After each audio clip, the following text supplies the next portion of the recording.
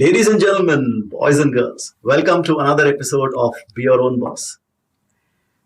If you are into fashion, if you're into sustainability, this episode is for you. You will love this.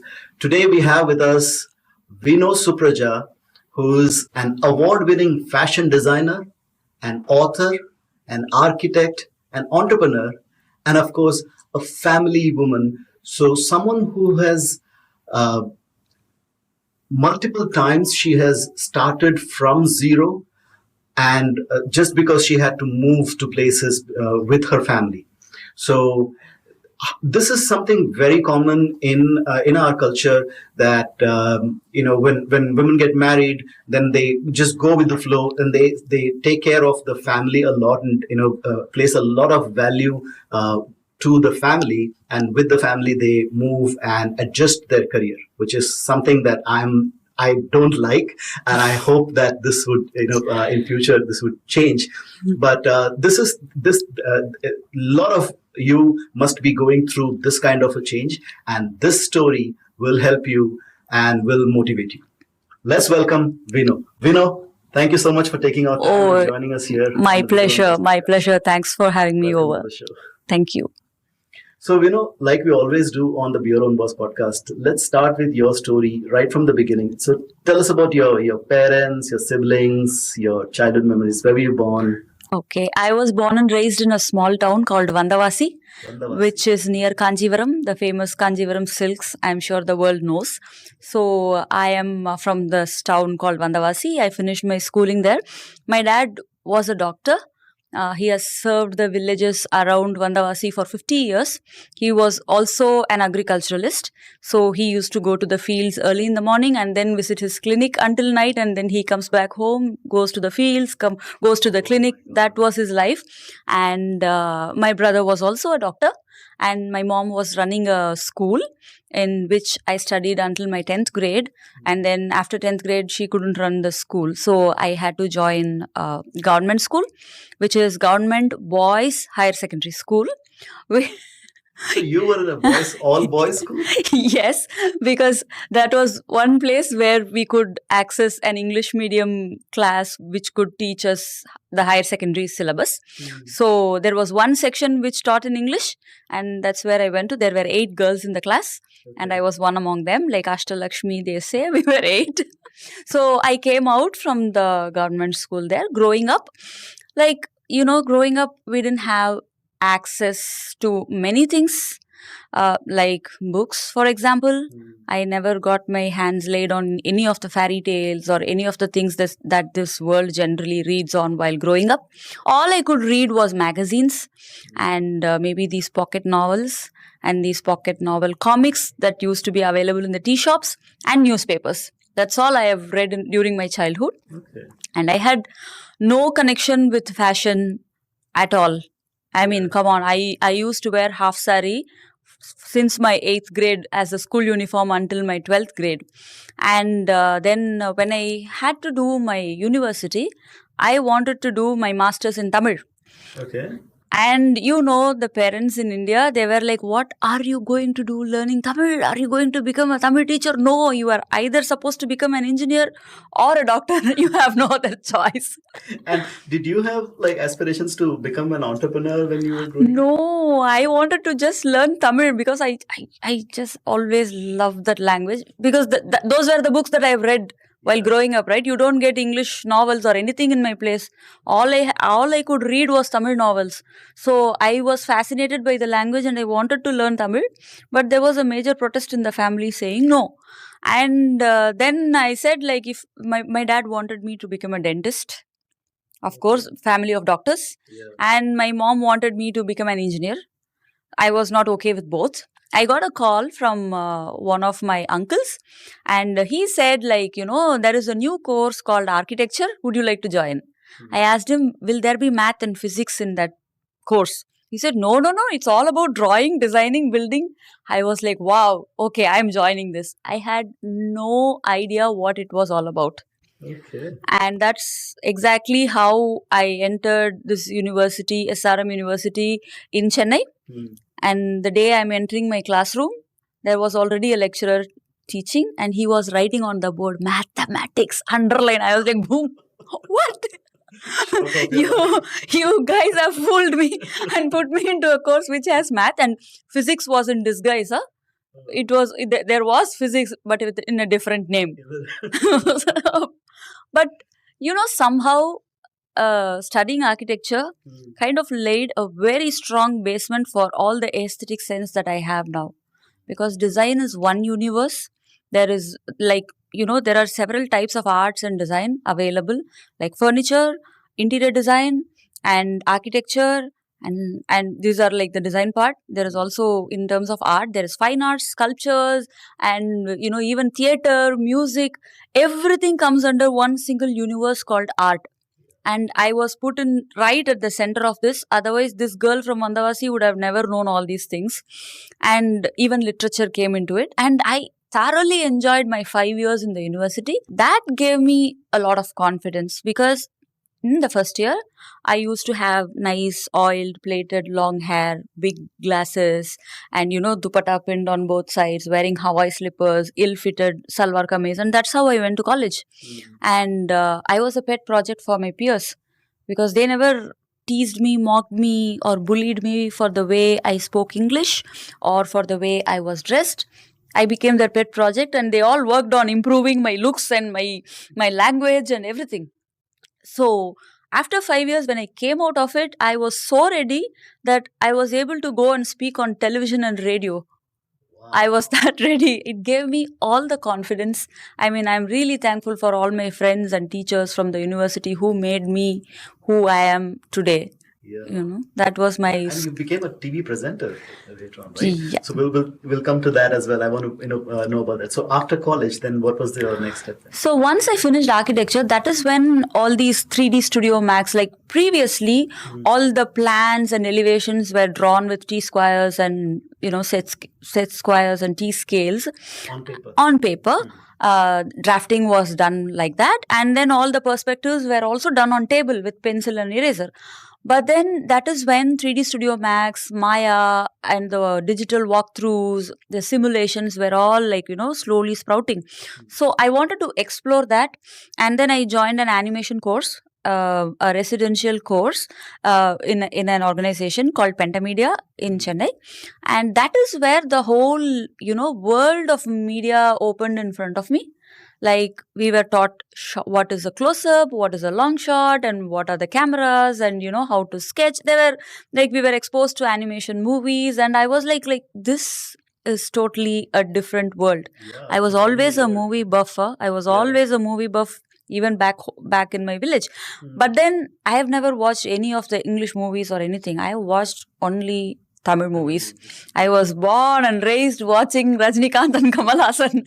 So for me, this was altogether a different world, which was very fascinating. I finished this course. I got married. And I married my husband, who was my classmate in architecture. Oh, wow. So we decided to become entrepreneurs. And we started our first architecture office in a second-tier city called Vellore.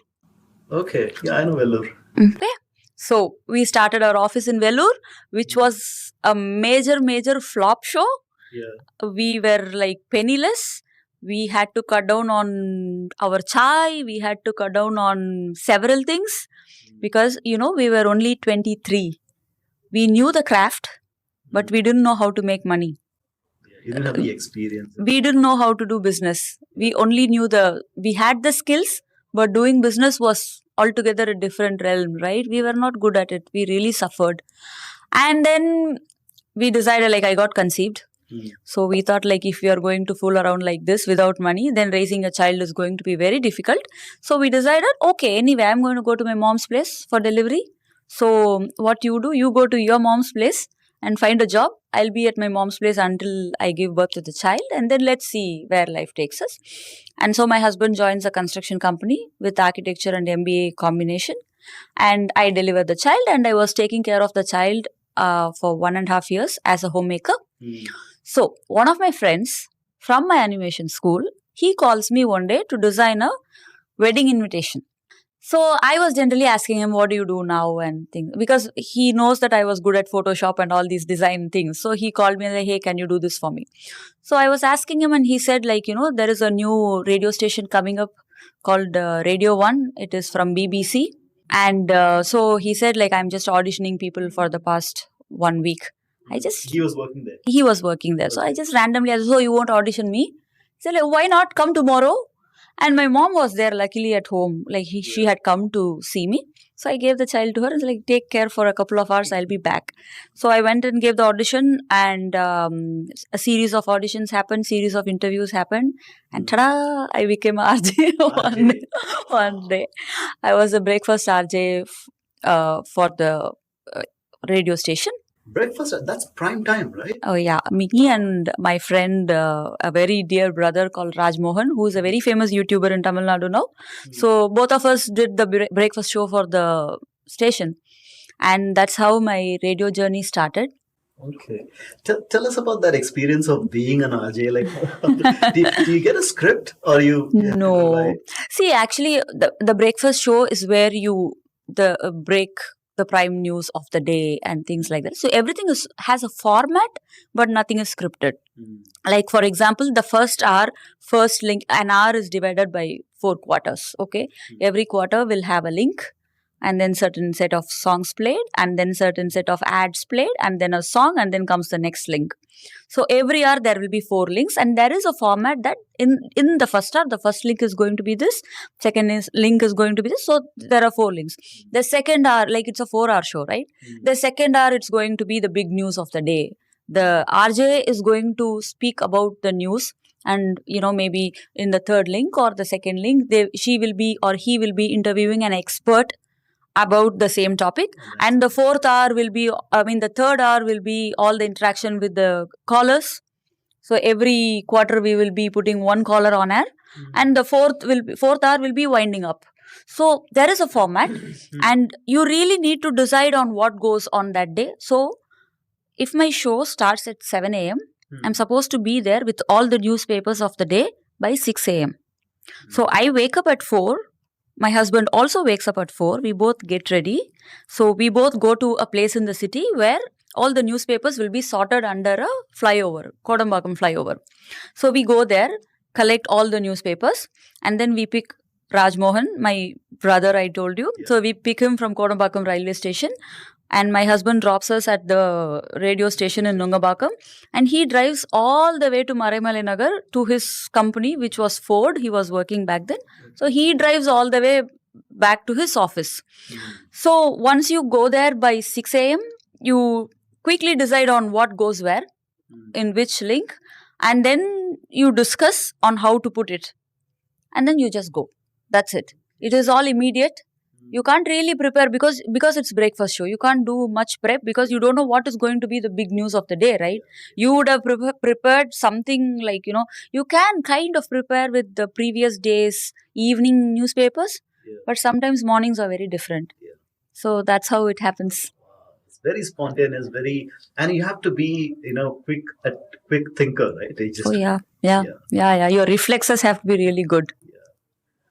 And were there any early day challenges as a radio jockey when you joined? Actually, in the whole station, the station was curated by our station head called Mr. Navneet. Mr. Navneet Varadarajan, who is now the CEO of the Hindu, the publishing group. So he was the one who brought us all in. The beauty of the radio station was that none of us knew radio. Okay. No one has done radio before. So we didn't have a reference point to start. We just had a ball. We just did what we wanted to do. It was such a fantastic experience because, it was a lot of energetic youngsters together put in a place to do creative work with an amazing boss. And I think that has set me the standard to be really high because, when you become an entrepreneur later in life, you are not just forming a company, you are also forming a culture. When you have such amazing bosses in life, you know what you should become when you become big. So that was radio. Wow. And so after radio, then what was like? How long did that go? So after radio, television happened. Okay. Because we did a show which was in collaboration with Jaya TV. So that was a collaboration. Being the RJ, I had to present it. I had to host it on stage. So the vice president, marketing head, and the programming head had come for the event, and then they asked me like, "Do you want to, come and host live shows in our channel?" Okay, I thought, okay. Wow. Radio happened, now television. Let's go explore and then see. So I worked for television and radio for 5 years in Chennai, and life was very busy. I was also part of a sitcom called Anjali Apartments, where I was a voice actor, where I played the lead. So all these things were happening. And then, when you are in television and radio, it's not just about presenting shows. There are other things that you do. I used to give voiceovers for IVRS. Please press 1. Please press 2. Oh, that's good. I mean, for one of the television, for one of the telephone networks. So that is a job. And then stage emceeing. There are several small jobs that you get to do. Like freelance projects that you would get, freelance projects that I used to do. So at this point is where I had to move to China. Yeah, China. Now comes China. So how did that happen? So when I was in television and radio, my son was already in his first standard. Okay. So he was doing his first standard and I was doing pretty well. I had started a production house with my friends where we started doing corporate films and where we started doing short films, ad films and all those things. We have just started. And my husband got a promotion and he had to move to China. Either he before we go to the China part, let's talk about that entrepreneurship, because you started something there, and I want to also touch upon that. Yeah. So you were working for radio, for a radio channel, and then you were working for a TV channel, for Jaya TV, the biggest TV channel in the state. And after that, did you quit your job to start the production house? No. You are not employed, right? You are a freelancer. You go do the show, get paid for the show. Oh, really? Yeah. Like when you work as a TV anchor, you're not... It depends on the organization. Okay. But in our organization, we are all freelancers. We go do the show and we get paid on show basis. Okay. And if I'm going to start a production house, I can very well go tell my boss that I'm having this idea and I got her, go. Yeah. And then, I just started. But when I say that I have started this production house, we were making portfolio. Okay. Like we were making show reels. You need to have a show reel to put it across to the clients so that we get new projects, right? So we made a short film and then we made some mock ad films and then we made some corporate films for our friends' firms for free. Because you definitely need some work to be... Yeah. So we were working on that. Okay. We were doing all these things. And that is exactly when my husband got his promotion. Okay. And either he moves to China or he says no to the promotion and stays back in Chennai. And there was another thing, like either I move with him with my son and go to China as a family, or he chooses to move and then me and my son stay back in Chennai and then I continue what I'm doing and deal with life. So these were the options that were put forth in front of me. Yeah. For me, it was tougher. You don't know how much I cried. I'm a crybaby. I've cried a lot in my life. So it was really tough because I have just started signing autographs. I've just started appearing on the magazine covers. I've just started being recognized when you go out in a public place. And everyone who is in the show business, end of the day, they all need this. This is the appreciation that you get. Your money doesn't motivate you. This is why... That recognition. When you get this happens. And, but for me, I really always put family first. If family is in place, is at the right place with all the heart, everything else will fall in place. And I also felt that, I am denying a great exposure to my son. Having his education, seeing and living in China.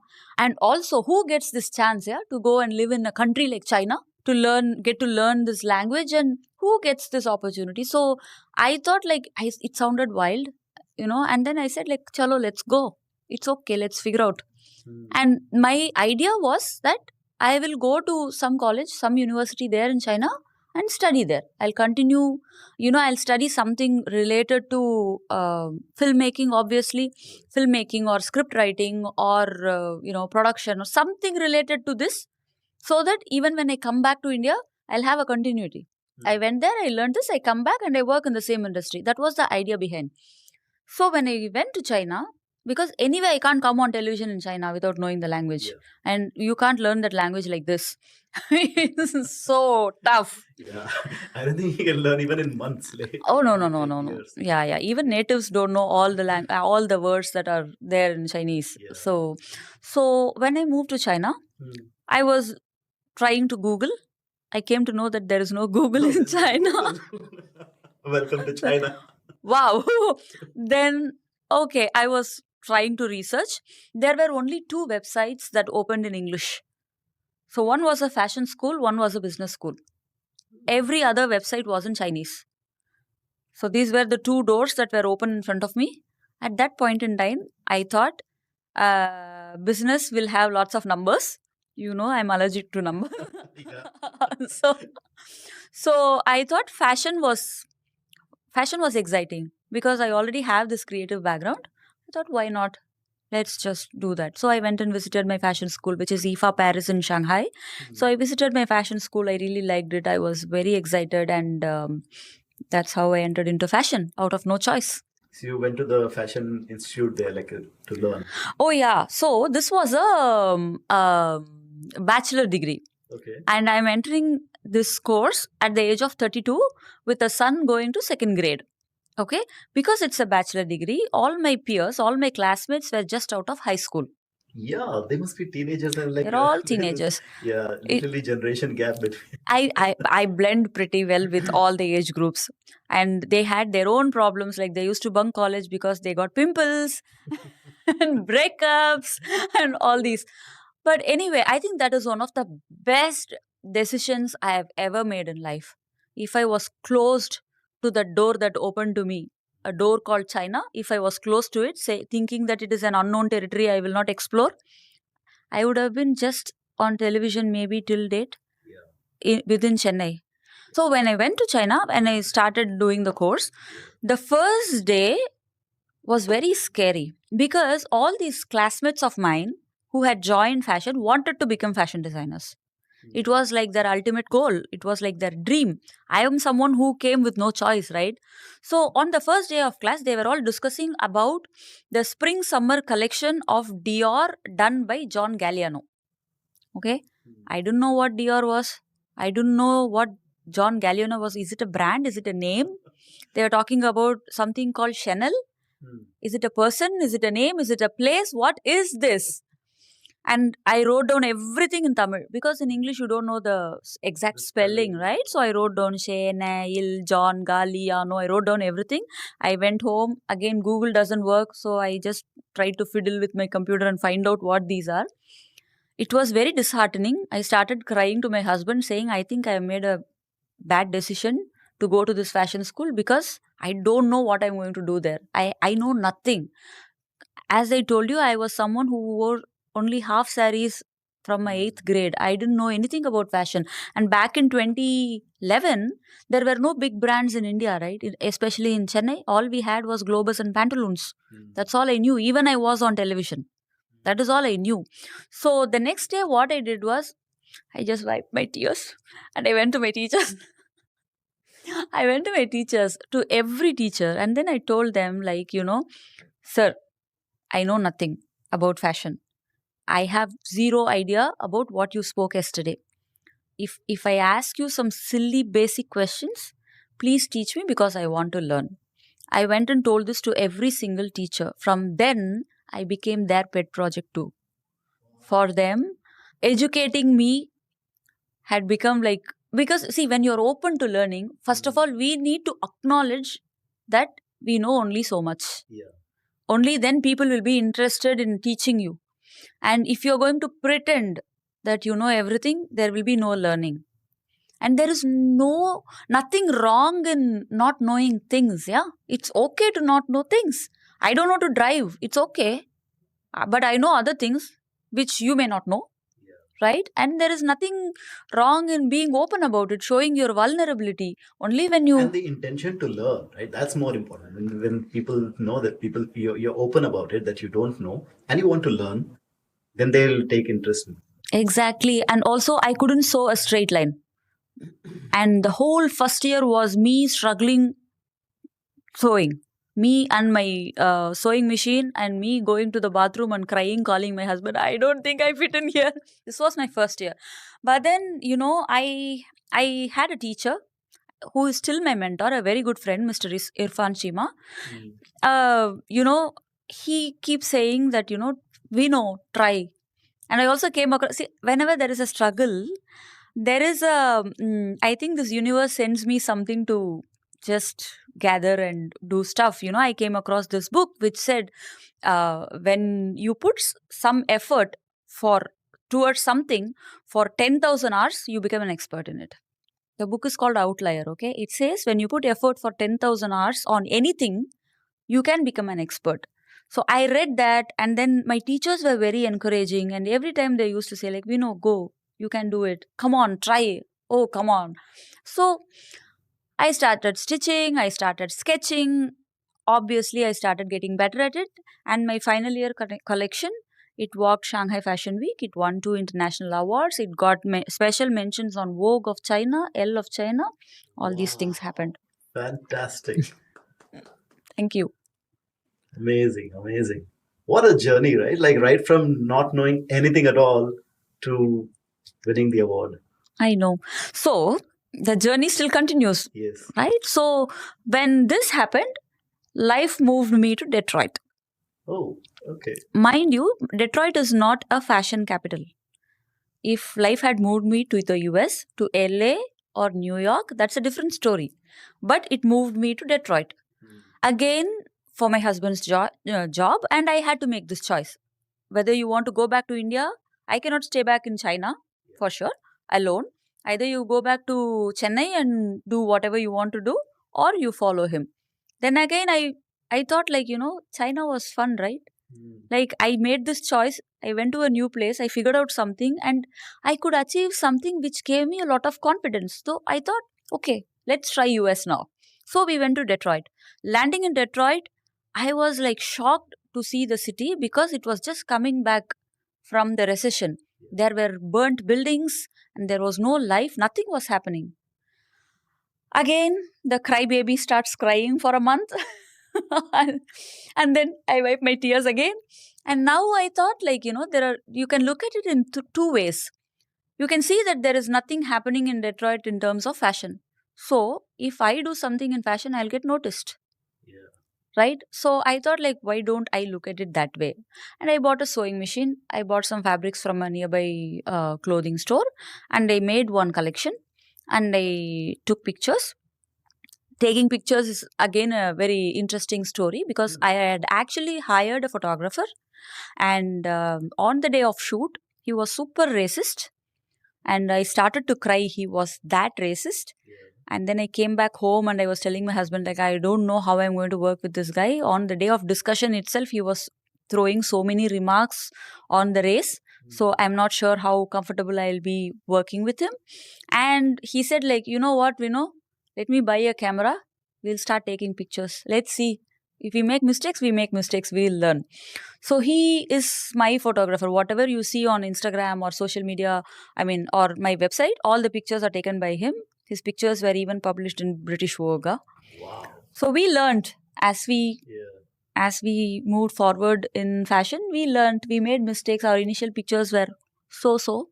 Yeah. But then you improve, no? That's the starting point. There's always a starting point when you learn. So when I was in the US, the business was like I had one-on-one clients, private clients.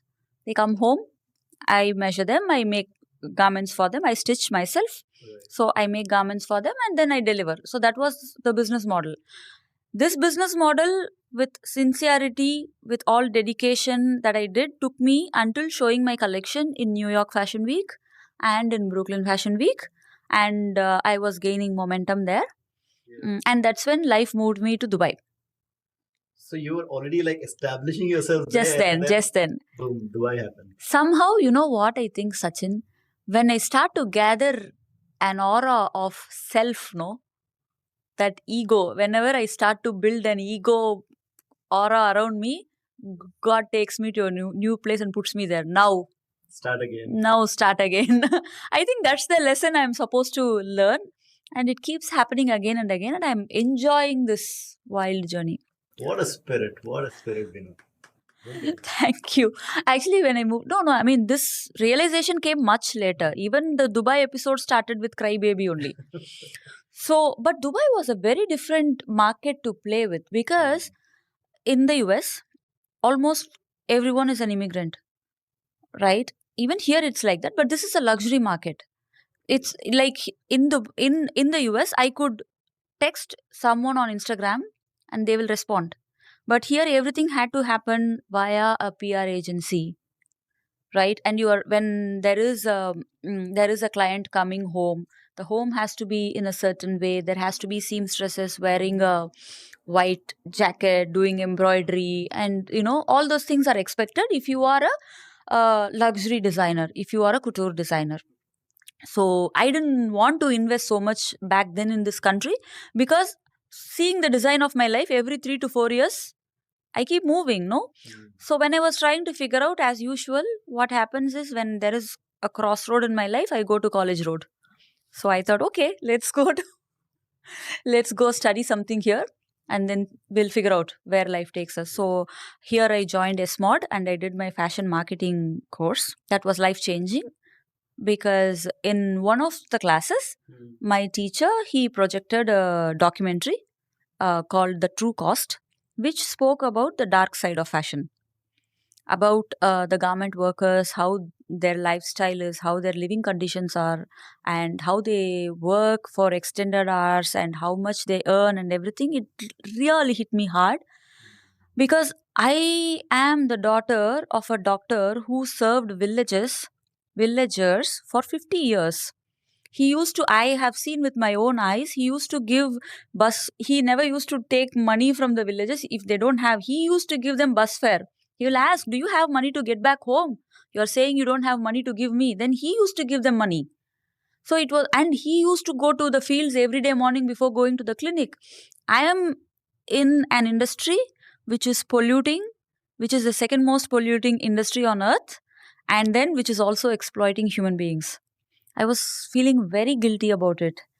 And then I started digging deep and I learned many such facts, which was even more depressing. And then I thought okay, I want to be in fashion, but why not do it in a meaningful way?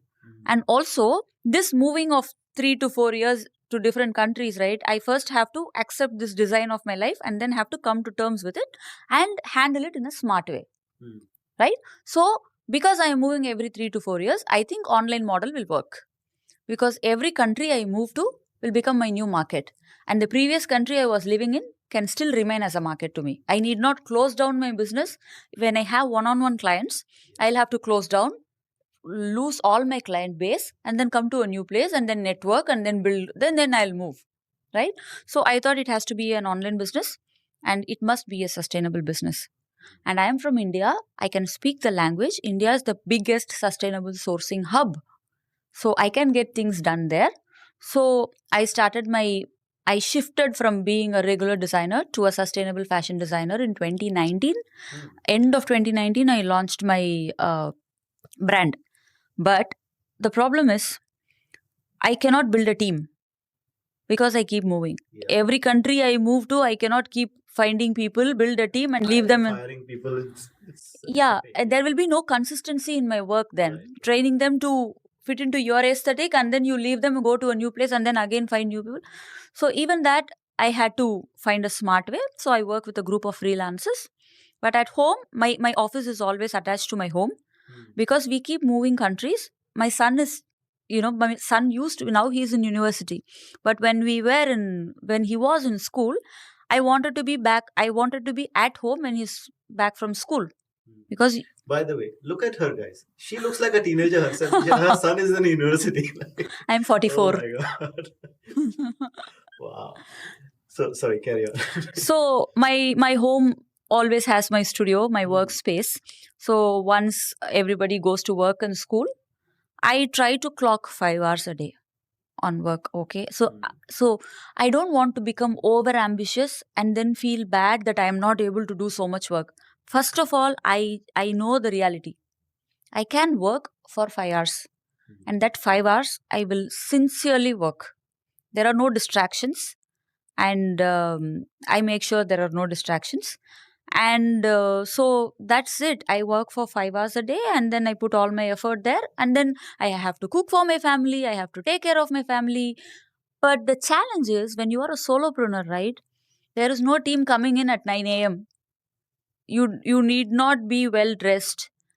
You can either start your work by 9 a.m., 10 a.m., 11 a.m., or not choose to work on a particular day. No one is going to question you. You can release a collection this June, or you can push it to October, or you can push it to December. No one is Nobody going is to. giving you a deadline. So Nothing. So it really needs a lot of self motivation and Self-discipline. drive and discipline to, being there is one thing. And also, when I wanted to become a sustainable fashion designer, my purpose and my profession kind of came to a meeting point, right? So now off late, so when I moved from Dubai to Gurgaon during COVID, again that was a move, right? Again there was a crybaby episode happening. But at that point, I told you, right, this universe will send me something to get rid of things or come out of things. And so I heard an interview by Ma Anand Sheila, who is Osho's ally. Like, she's very famous on the Netflix documentaries and things like that. So she had told in one of her interviews that, put me wherever you want. I will create my own paradise. You can change the place, but you cannot kill my spirit. That kind of struck me hard. I was like, yeah. I mean, put me wherever you want. See, if you see my life so far, right? Yeah. My actual life story is going to a new place and figuring out what to do. And how can I complain about this? It is only becoming interesting as I move forward, right? So, okay, come to terms with this too. And the main thing is, I shifted to sustainable fashion because I didn't want to harm Mother Earth. So, spreading that message becomes the priority. Also, I was doing television production. I was writing scripts. I was talking on television, radio. I was into several things now. In architecture, what I was doing so far. But once I came into fashion, I have stopped everything, right? I thought like these realizations happened during COVID. When you have nothing to do, you get all these ideas. Yeah. So I thought like, why should I stop doing all these things? Why not incorporate everything and channelize this towards spreading the message of sustainable fashion? So I do everything. I make fashion films about sustainable fashion, and I've written a book about sustainable fashion. Last year, we made a theater improv about the landfills. So right now, I'm trying to write a rap about, I don't know. I mean, I'm only trying to write a rap about sustainable fashion. Whatever interests me, why should I leave them because I have chosen a field? Why not put everything together? Put that into this fashion. Yeah, I always say, like, speaking about sustainability in several forums, I think speaking is my purpose because that's the job I was doing earlier also. Even this morning, I spoke in an university about sustainable fashion. This keeps coming to me. I think fashion is the bait that I throw to bring people into my network, and then I talk to them about sustainability and sustainable fashion, because we are not talking about saving the earth for us. We are talking about saving the earth for the next generation. For the next generations. Yeah. That's I think very important. I want to ask you something about, like, practically as a designer, what do you do differently to do fashion sustainably than normal fashion? Okay, regular fashion is like, we are talking about fast fashion. You see several stores across every city, right? I don't want to mention the names, but we all know those names. What they do is they produce a new collection every week. Okay. And we all know that if you like a shirt in one of those stores, if you go see it, if you don't purchase it right then, if you go to the same place next week, it will not be there. The whole store will have new stock. That is because they keep rotating the stock of the whole store across the globe. Fashion's carbon footprint is more than the airline industry in the atmosphere. That is because So I always wonder, like, what do they do with those clothes that they send it to someone else, somewhere else? somewhere else, like for example, the store that is in Business Bay, whatever stock is there in the Business Bay store, I'm just cautiously avoiding telling the names. Yeah. Okay, the stock that is available in the fast fashion store in the Business Bay this week, the whole store will go to the one in Maldives next week. It will go to Oman the next week. It will go to India the next week, to Bombay, to Chennai. Then it goes to Cambodia. I'm just hypothetically. So they keep rotating it. So they're kind of, for the past 1 decade, they have kind of made us to buy impulsively. They have trained us. Because if you go the next week, it's not going to be there and it is affordable, then just grab it, no? Why do you have to? So this is the fast fashion model. Yeah. They produce a lot with lower cost and then they push people to buy and then they make people buy. But a sustainable fashion is slow fashion. We produce only 1 or 2 collections a year and in small quantities. And in our brand, starting from the fiber, we make sure it's organic cotton, it is certified. You can't just throw a piece of fabric and say it is organic cotton. How do you know? You can't taste and find out, right? So there are certifications, GOTS certifications. So the the fabric is certified. And when we are printing on top of the fabric, all the dyes that we use are all certified. And the packaging, we try to be as sustainable as possible. And the garments are woven by us. I work with a group of weavers in a small village called Chennimalai near Erode in Tamil Nadu. So these are the people who weave my fabric and they also make my garments.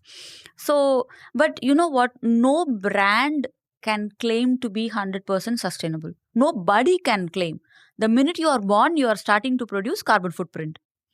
All you can do is you can try to become better as you move forward in the journey. We get ourselves audited by a third party and then they tell us where we can improve and then they tell us where to offset the carbon footprint that we are creating.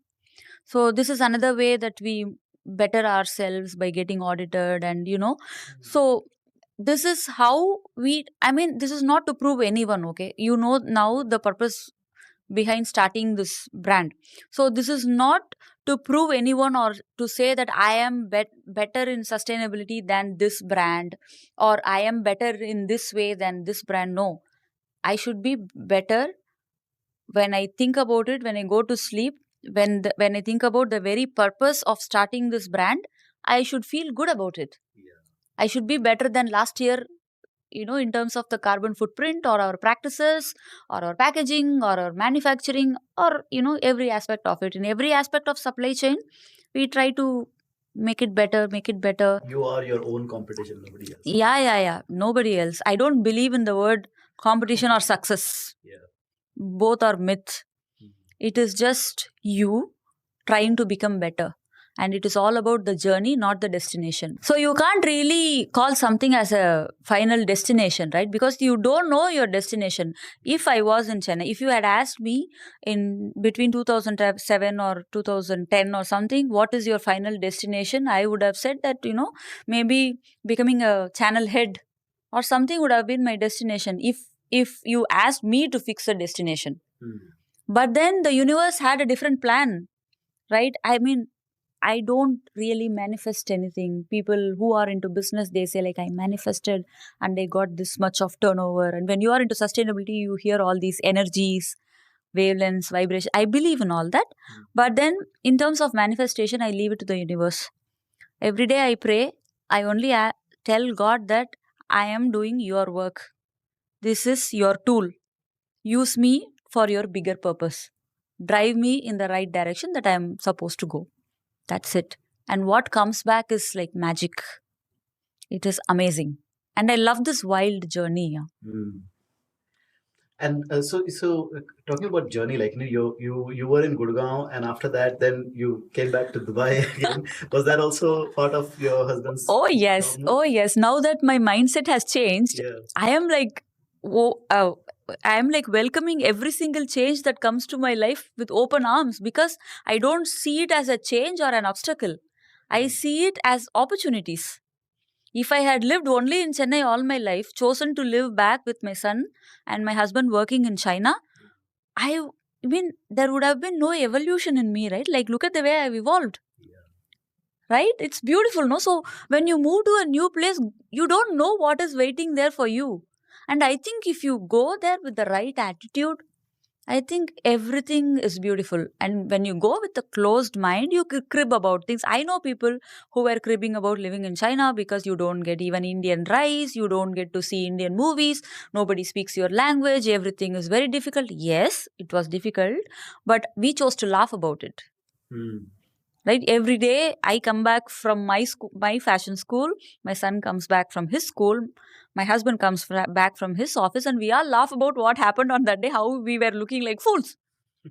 It was so fun. I really loved my China experience because we came together as a family, you know.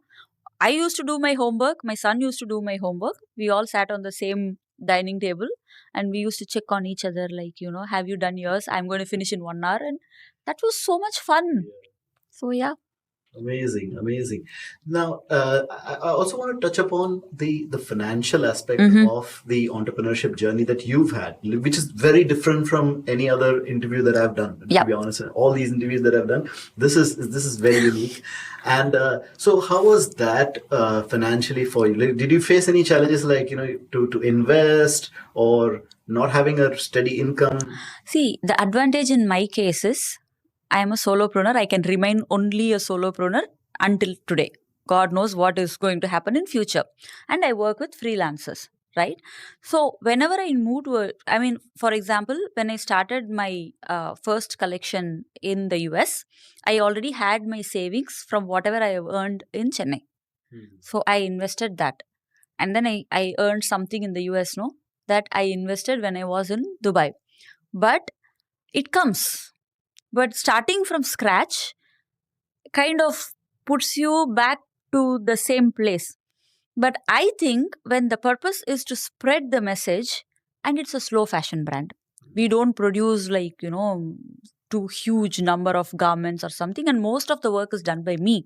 So my overheads are very less. The office is at home, and I work with the weavers. We pay them fair wages. That's the only expenditure that I make, you know, paying them, getting the garments done and getting back. Otherwise, starting from social media, editing my reels, to speaking in different places, to making the graphic and whatnot, like packaging, couriering, everything I do by myself.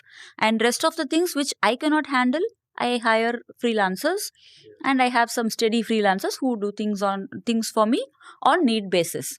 So when the overheads are limited, I'm able to manage what comes, and I'm able to save also. And I really think that all this is happening only because the intention is good. Because as I told you, I'm doing God's work. He has to take care of me, so he is taking care of me in doing all these things. Awesome, awesome.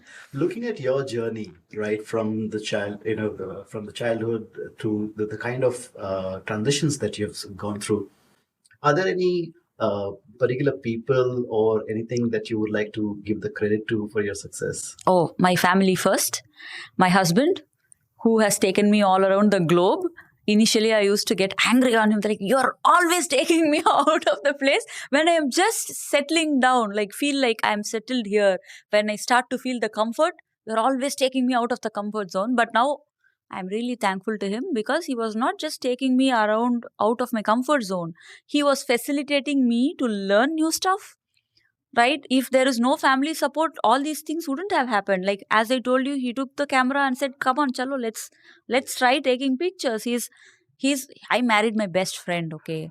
So that adds a lot of value. So my husband, my son, oh, he's a sweetheart. I mean, there is always, like, you know, we have this working together kind of pals we are, because I work, he works, we work together.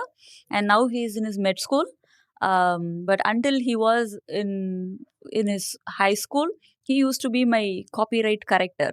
So if I am writing something for social media or anything, he will be the final one to come and proofread and say, like, write this sentence like this, and so him. And of course, my parents for bringing me to this earth. Apart from them, I really thank my English teacher in school. She was the one who launched my book. So she is Mrs. Saraswati Ranganathan. She was the one who launched my book. She's really old now, but I really thank her, because me sitting and talking here in English today is because of the foundation that she laid. And Mr. Saraswati ma'am, if you're watching this, I hope you watch this. Thank you so much. And Mr. Navneet, my first boss, who showed me how a boss should be and made my whole radio experience very memorable. Still my mentor, very good touch with him, and they have become our family friends also. And then my friend Jagan, he exposed me to the world of books and how to read, what to read, to be passionate about things, to be passionate about learning. And Mr. Irfan Chima, my teacher in China, as I told you, he's still a mentor, a family friend, and I can reach out to him anytime to ask whether the road that I am taking is a yes or no, whether I can do this. And, he's open to give me suggestions any day, anytime. And Yannick Machado, another teacher from China, who's still in touch with me. He's younger than me, but he has become a huge designer now. I'm so proud of him, and he inspires me a lot. He's very driven, and he does amazing work. So Yannick, Delphine, these are all my teachers from China. And here now I have Georgina Hills, who is my mentor here. So I think it's very important for anyone to have a mentor. Especially when you are a solopreneur, right? You see everything only with your two eyes. There is no a third person, not even a third person. There is no even a second person to come and tell you that if you're going in the right direction, whether you should course correct yourself, So having a mentor really helps. So I'm really, really thankful to all these people, because they're very happy about guiding me. I think these are all some God-sent angels in my life. Yeah, at the right time, at the right place, right? Tell us about the book. You wrote a book. So what was that? When was that? Okay, so why I wrote the book is, let me first tell you that when I saw the documentary, which changed my fashion journey, I started to read more about sustainability and the facts about fast fashion and stuff. But the resources were not available in one place. It was very scattered. I had to watch several TED Talks. I had to watch several YouTube videos, several books, several blog articles. It was all scattered. There were books, but they were all number heavy, data driven. For a person inside the fashion industry, it was so tough to finish reading that book. Then how would you expect an end customer to read the book and, follow it? So during COVID times, as I told you, we had all the free time in life. So I thought, why not write a book? And the objective was, the book has to look small. Okay? Because I don't want to write a very thick book and demotivate people to even pick it up. The book has to look small. It has to look in an unusual shape. It has to look in very attractive colors, because even when you place it in a library with a row of books, right, this has to either protrude or go inside so that it grabs the attention in a bright color. And it has to have a lot of sketches. Even because people are losing the habit of reading. Even if someone doesn't read, if they are going to flip through the book and just see the sketches, they have to get the idea. Should be visually appealing, small, easy read. I didn't want to showcase my literary articulation in the book. I just wanted to keep it in simple, plain language, very simple read, very attractive read. So that was the objective behind doing the book. It is all the facts that I have come across when I was digging deep into this, and some perspectives which is thought-provoking for the person who is going to read it. Because, governments have to make policies, norms, and then there has to be certain guidelines. All this is there. But as end customer, we can do something which is very simple steps. So that's what I have put forth in the book.